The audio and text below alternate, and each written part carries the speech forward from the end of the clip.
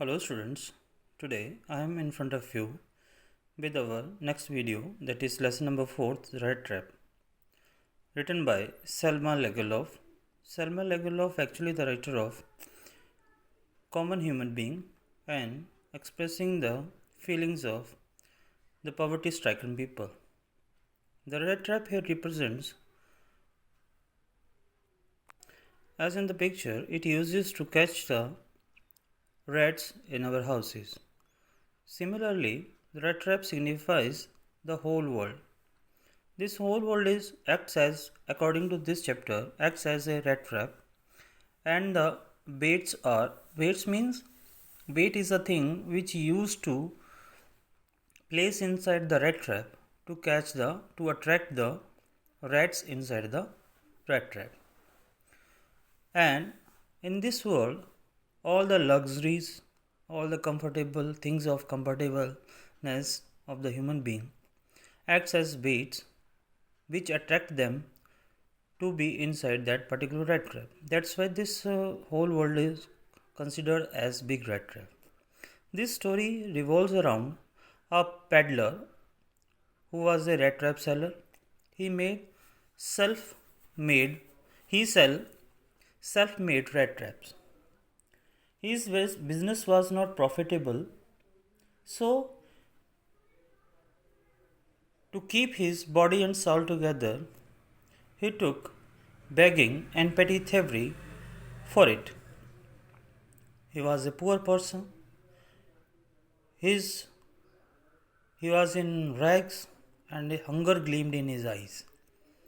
He led a monotonous life. He was a vagabond and thinking about that this whole world is nothing but a big rat trap.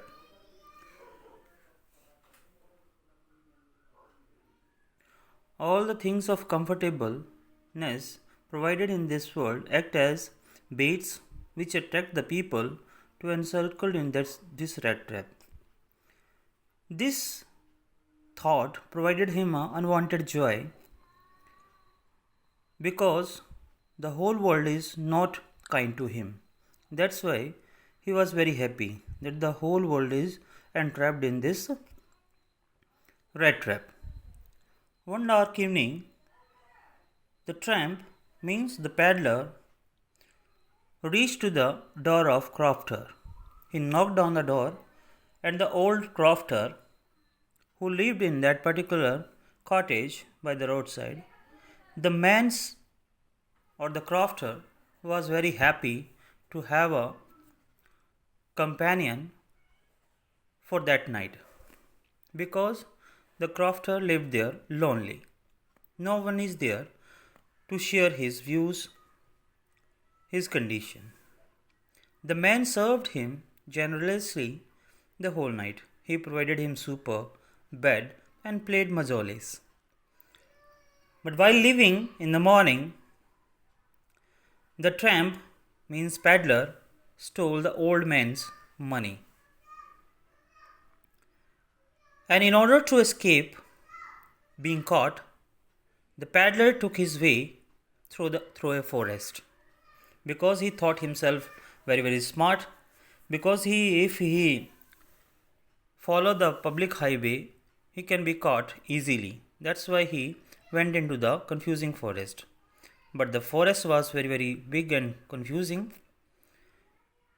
He found himself walking along the same patch of the forest, and by the evening he found that he had been roaming about the same place from where he had started.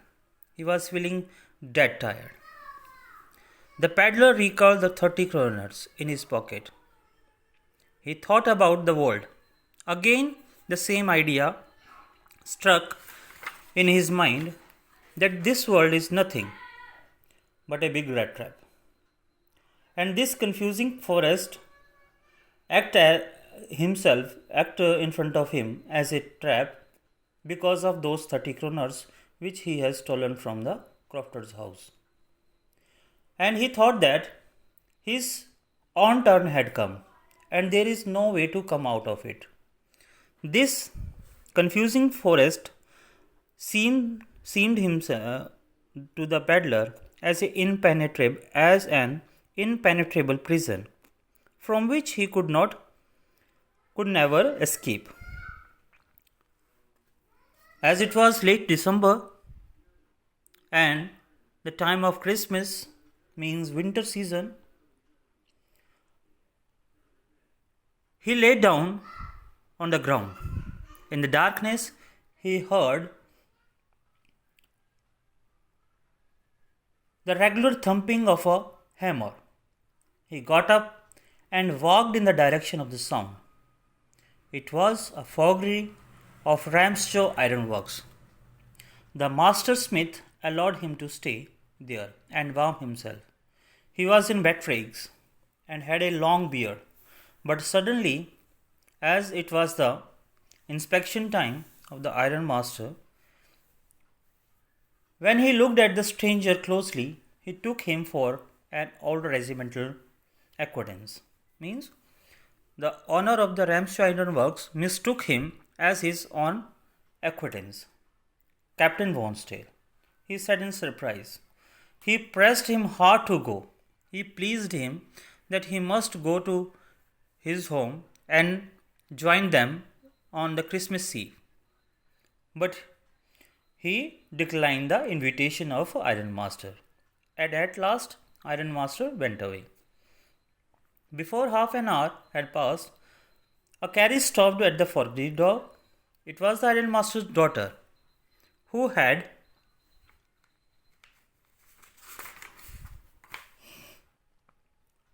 been sent by her father to fetch the peddler. She had come with a valet. The was holding a long fur coat on his arm. The young girl spoke to the peddler very softly. She was not pretty, but she was very humble. She was able to win the peddler's confidence with her polite behavior as well as friendly nature. She doubted that either the tramp was stolen something or had escaped from the jail. But she wanted him to give them company on the Christmas Eve. She assured the peddler that he would be free to leave the place whenever he liked. Earlier, no one spoke him so kindly and friendly. That's why he felt confident in her and agreed and accepted her invitation. The peddler agreed to go with the young girl. He accepted the fur coat and threw it over his rags. The young girl was very happy to think that she would be able to feed a poor hungry man on Christmas Eve.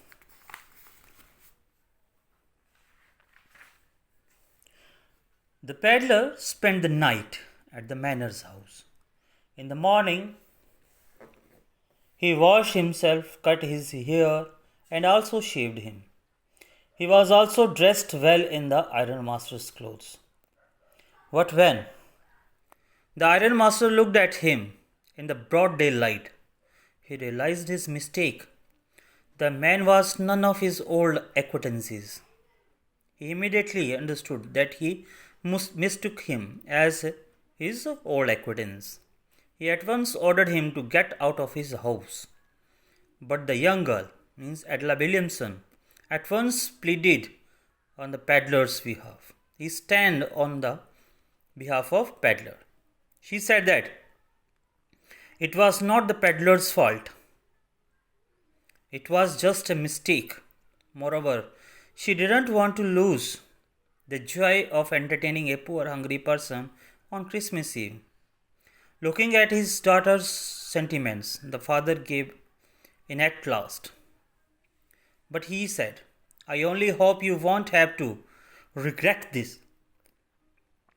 Both the ironmaster and his daughter served the peddler as best as they could. They made him participate in each of the festivities of the Christmas. But the peddler spent most of his time in sleeping on the sofa. It seemed that he had not been able to sleep for years. Next morning, both the father and the daughter went to the church for early prayers. The peddler was still asleep, and they didn't think it proper to disturb him. At the church, both of them heard a man who went about selling rat traps had robbed a poor old crofter of his 30 kroners. On hearing this, the young girl was badly upset, and father or the ironmaster scolded her for her decision to keep him staying at their house. He thought that he must have stolen their silver spoons and whatever the costly things they had. But when they reached home, they learnt that the peddler had already left. And he was very assured, means the ironmaster was very assured that something was missing from their house. But in his surprise, that the peddler had not taken anything at all with him. Instead, he had left a small packet for the young girl as a Christmas present. This filled the young girl with great joy. She at once opened the packet. It contained a little rat trap, 3 wrinkled 10 kroners notes, and also a letter. The letter said, "Since you have been so nice to me all day long, I want to be nice to you. I want to be nice to you in return, as if I was a real captain. You can give back. For I do not want you to be embarrassed at this Christmas season by a thief, but you can give back the money to the old man on the roadside who has the money pouch hanging on the window frame as a wait for the poor bandits. The rat trap is a Christmas present from a rat who would have been caught in this world's rat trap if he had not been raised to captain, because in that way he got power to clear himself. Written with friendship and high regard, Captain Wonsdale." These last lines have great meaning. These lines signifies that he left everything, means he was now a reformed person. But the petty thievery he committed, he decided to left everything and raised himself to be Captain Wonsdale. Due to the kind and polite behavior of Adela Williamson, she is only responsible for her reformation. Due to her behavior, he is a reformed person right now.